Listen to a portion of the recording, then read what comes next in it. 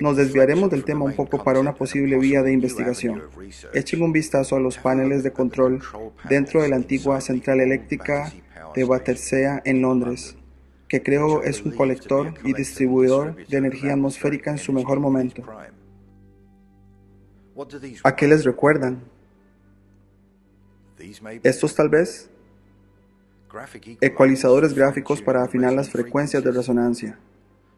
Solo estoy especulando aquí, pero tal vez valga la pena seguir en otro video. Echemos un vistazo a uno de los edificios más icónicos en Nueva York, The Empire State. Este hermoso edificio del viejo mundo es de la más alta calidad.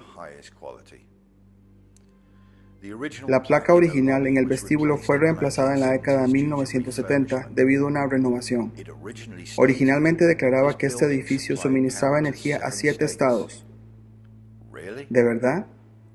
¿Un bloque de oficinas suministró electricidad durante cientos de kilómetros a la redonda? ¿Cómo es posible? Para mí es claramente obvio por qué querían y necesitaban reemplazar esa placa. Bienvenidos a Desvendando Noticias. Hoy les traemos otro doblaje del canal Space Busters del que hemos hablado en el pasado. Y como vieron en los videos introductorios, ellos han tocado temas en videos pasados, por ejemplo uno del fuego de San Telmo.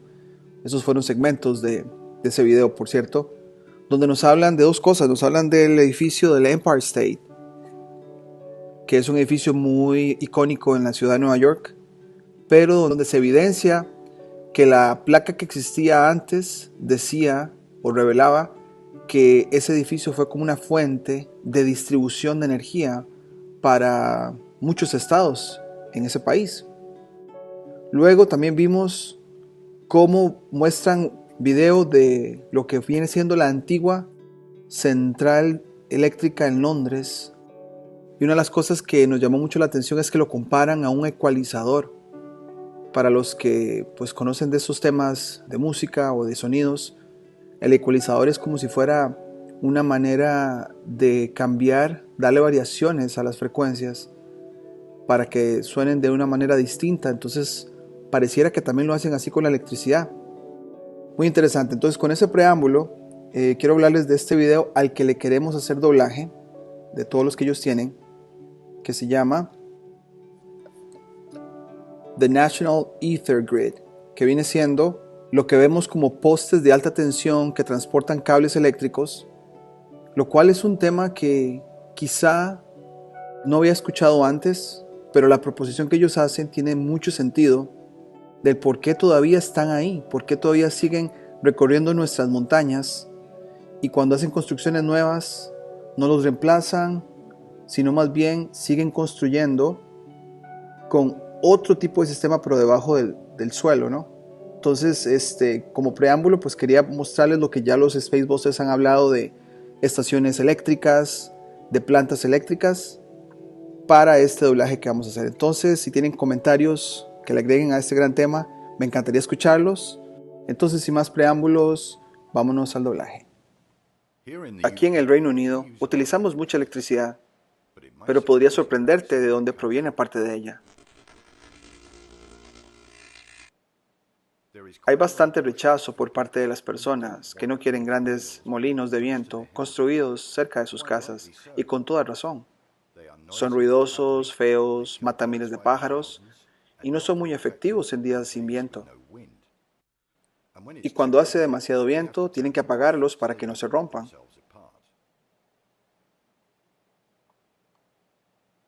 Otro hecho menos conocido es que la llamada huella de carbono para fabricar estas enormes máquinas es enorme, y es aún más grande cuando dejan de funcionar. Duran un promedio de unos 20 años, no pueden quemarlos porque es demasiado tóxico, por lo que ahora han recurrido a enterrarlos en vertederos porque cuesta demasiado descomponerlos. Eso no es muy ecológico, ¿verdad? Según nuestra fuente de información favorita, la primera torre de red del Reino Unido se construyó en 1928 y su propósito era transportar electricidad a los confines de la isla, proporcionando a su población en constante crecimiento la energía que necesitaba para expandirse hacia la revolución industrial. Antes de la expansión de la red nacional, las empresas utilizaban generadores de carbón o gas locales y todo tipo de artilugios para alimentar sus fábricas, por lo que la aparición de la electricidad entregada a la puerta de su casa, por así decirlo, fue muy popular. Se nos ha hecho creer que estas líneas eléctricas de alta tensión transportan electricidad de un lugar a otro. Esto es cierto, pero los miles de kilómetros de cable tienen otro propósito menos conocido. Y ese propósito podría cambiar tu forma de pensar sobre la generación de energía. Y también plantea la pregunta, ¿por qué diablos nos están ocultando esta información? La palabra aire se deriva de la palabra latina aer o éter. El éter es el aire que respiramos, pero además de mantenernos vivos a todos, tiene otra propiedad poco conocida de la que probablemente no te diste cuenta. El éter es eléctrico. Toda nuestra existencia depende de la electricidad, pero ese tema es para otro video. El éter lleva una carga desde el suelo hacia arriba que aumenta en 100 voltios por cada metro de altura. Eso es acumulativo si se conecta a tierra. Esta energía se puede recolectar del aire, éter, colgando cables muy largos en lo alto de los postes de alta tensión que se extienden por todo el país. ¿Alguna vez te has preguntado por qué estos miles de kilómetros de cables se apoyan en enormes postes mega costosos y muy feos, cuando habría sido mucho más fácil y mucho más barato pasar estos cables bajo tierra? ¿O qué tal debajo de las carreteras existentes? No. Aparentemente preferimos ver esta enorme monstruosidad serpenteando a través del hermoso paisaje. Y no sé ustedes, muchachos, pero nunca en mis 50 años conduciendo por todo el país he visto un nuevo poste tipo torre de alta tensión siendo erigido. Todos los servicios están ahora enterrados bajo la extensa red de carreteras. Una búsqueda rápida de tu área local en Google Earth te mostrará las líneas eléctricas y los postes de alta tensión. Si intentas seguir algunas de las líneas, encontrarás que algunas de ellas comienzan y terminan en la misma subestación. Entonces, ¿están transportando la electricidad de regreso a su lugar de origen? Yo creo que no. No. Esta red de líneas de alta tensión está generando o recolectando electricidad del éter. Entonces, aparte de la infraestructura en sí, es abundante, es absolutamente gratis, es absolutamente renovable, absolutamente sostenible y tan ecológica como sea posible. Todo lo que se tiene que hacer es correrlas por kilómetros y kilómetros de cable en el aire hacia el campo y viceversa. Sin embargo, hay una trampa. A medida que tu pueblo o ciudad expande sus suburbios, inevitablemente invadirán las líneas eléctricas existentes. Hay muchas historias y ejemplos de empresas de construcción que tienen que construir alrededor y debajo de estos postes. ¿No te parece extraño que en lugar de enterrar estos cables debajo del nuevo proyecto de construcción, simplemente los dejen allí? Ahí tienes tu respuesta ahora. No pueden. A medida que las grandes ciudades se expandieron, la red no fue suficiente para sostener el aumento de la población y otros métodos como la energía hidroeléctrica, nuclear, carbón, gas y ahora eólica se utilizan para compensar el déficit. No pueden quitar los cables porque todavía generan una gran parte de las necesidades energéticas del Reino Unido y de la mayoría de los demás países. Así que ahí lo tienen, señoras y señores. Les presento la red nacional, no solo transportando poder a las masas, sino también generándolo a través del éter. Y lo han estado haciendo durante mucho, mucho tiempo, de forma gratuita, pero todavía lo estás pagando. Hoy queríamos darle seguimiento a un video que publicamos hace aproximadamente unos 2 meses, que se llamaba La red que cosecha energía del éter, donde fue un doblaje que le hicimos a los Space Busters, donde nos hablan de las líneas eléctricas de alta tensión, esos postes que vemos en nuestros países a gran altura, donde varios cables están colgando, tal vez unos 4 o 5, paralelamente, y lo que hemos creído, lo que nos han hecho creer es que transmiten o transportan electricidad, pero más bien lo que están haciendo es cosechar electricidad. Y me encontré con un canal de YouTube muy bueno de habla inglesa que se llama Rimstar.org.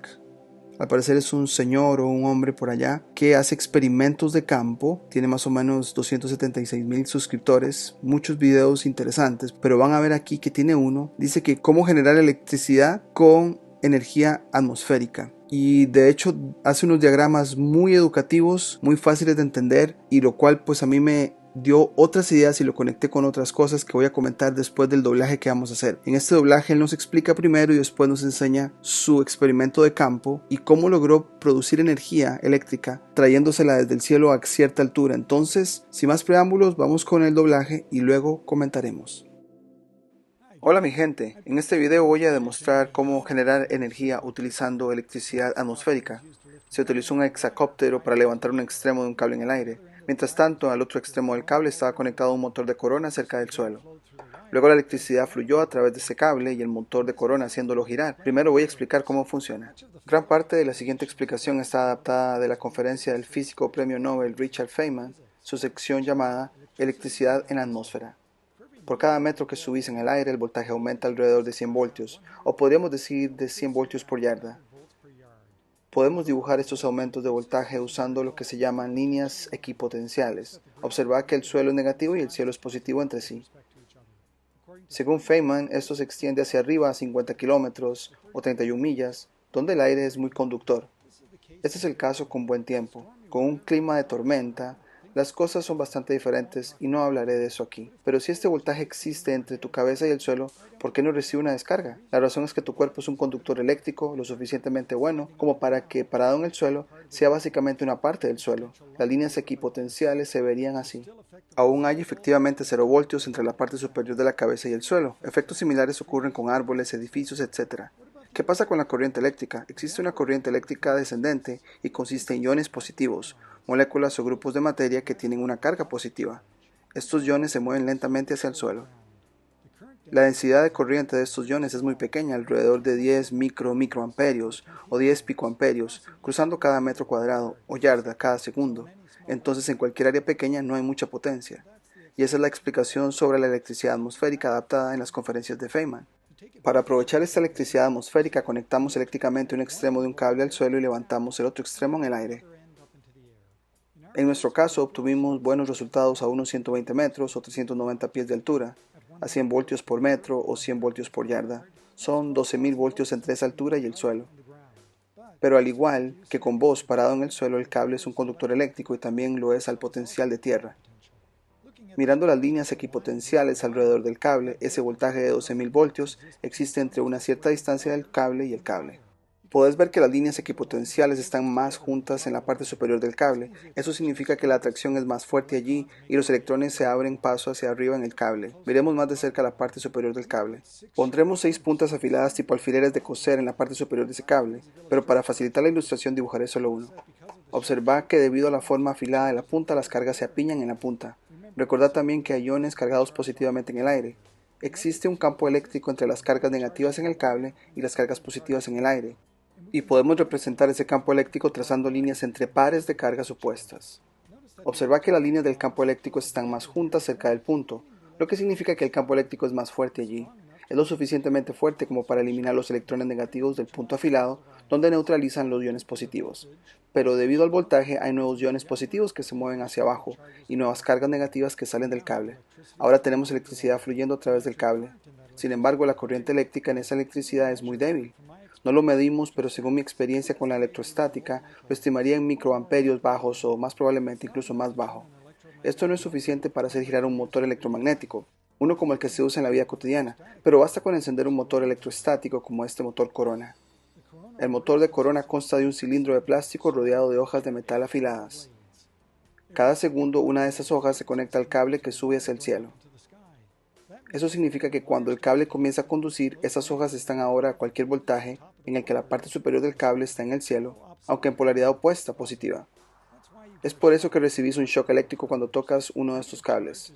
A continuación se extrae la carga negativa del cilindro de plástico a través de un espacio entre el borde de la hoja y el cilindro. Eso deja el cilindro con la misma carga y dado que las cargas iguales se repelen, se produce una repulsión que hace girar el cilindro. La siguiente cuchilla está conectada a tierra y se carga negativamente. Dado que las cargas opuestas se atraen, atrae el área cargada del cilindro. Luego neutraliza esa área cargada tomando electrones del suelo. Y es así como la electricidad atmosférica puede impulsar un motor electrostático como un motor Corona. Aquí está mi motor Corona funcionando con electricidad atmosférica. Solo hay un cable que se extiende desde el motor de Corona hacia el aire. Fueron necesarios algunos intentos y la enorme ayuda de un amigo con un hexacóptero lo suficientemente grande, dispuesto a levantar el cable y como pueden ver funciona. El motor se llama motor de corona y es un tipo de motor electrostático.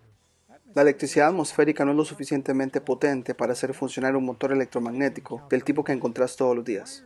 Un cable está conectado desde la Tierra a un lado del motor de corona. El otro cable está conectado al otro lado del motor de corona y sube al cielo a unos 120 metros o 390 pies de altura. El extremo superior del alambre va a 6 puntas afiladas hechas tipo alfileres de coser. Un hilo de pescar de unos 4 metros o 13 pies de largo va desde allí hasta el hexacóptero. Eso es para minimizar o eliminar cualquier efecto que el hexacóptero pueda tener sobre la electricidad atmosférica. Fueron necesarios un par de viajes a grandes campos para solucionar todos los problemas. Aquí estamos configurando el primer viaje, comenzando con el motor de corona.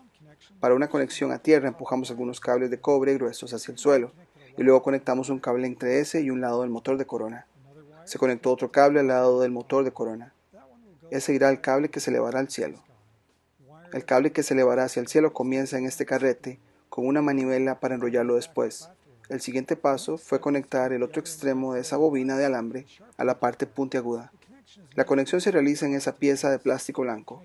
Aquí estoy conectando una parte con solo 2 puntos afilados, pero luego cambiamos a usar la parte con 6 puntos afilados, con la teoría de que mientras más puntos afilados haya, mayor será la corriente eléctrica. Observa la línea de pesca que también está unida a la pieza de plástico blanco. Con el hexacóptero sentado boca abajo en el suelo, el otro extremo de esa línea de pesca está atado a la parte inferior del marco del hexacóptero. Y aquí todos estamos haciendo los últimos preparativos para el despegue. Y ahora el despegue. Aquí está el hexacóptero flotando a solo 21 metros o 70 pies antes de elevarse aún más. Y luego seguimos subiendo. Observen que estamos usando alambre recubierto de esmalte de calibre 26. Para cumplir con las pautas de seguridad aquí en Ottawa, Canadá, el hexacóptero ha sido programado para no superar los 90 metros o 300 pies, que alcanza probablemente en menos de un minuto. Una vez que el hexacóptero está flotando a unos 90 metros o 300 pies, conecto el otro extremo de ese carrete de cable al cable que había conectado antes a un lado del motor de corona. Pueden ver que todavía queda mucho cable en el carrete. El cilindro del motor de corona debería empezar a girar, pero no lo hace. Intento varios ajustes, sin embargo recibo descargas cuando toco las partes de alto voltaje. Un motor de corona de tipo molinete más pequeño podría girar con este voltaje y carga, pero no con este grande. Intentamos 4 intentos en total antes de que se descarguen todas las baterías de repuesto del hexacóptero y lo damos por terminado. Para el segundo viaje colocamos el motor de corona en una caja de plástico para alejar del suelo las piezas de alto voltaje. El primer intento es con un cable aislado de plástico esta vez. Para mejorar la conexión a tierra, vierto agua alrededor del cable de tierra, humedeciendo el suelo. Incluso me uso a mí mismo como parte del suelo. Pero en el primer y segundo intento, y con todos los ajustes y toqueteos, el cilindro del motor de corona todavía no gira. Aquí está el tercer intento antes del despegue. Observen que estamos usando la parte de 6 puntas de la parte superior del cable para estos intentos. Además, el cable con aislamiento de plástico resultó tener solo 70 metros o 230 pies de largo, por lo que cambiamos de nuevo el cable con aislamiento de esmalte. Pero poco después del despegue tenemos una ruptura en una conexión en el carrete. En el cuarto intento y con nuestro último juego de baterías funciona.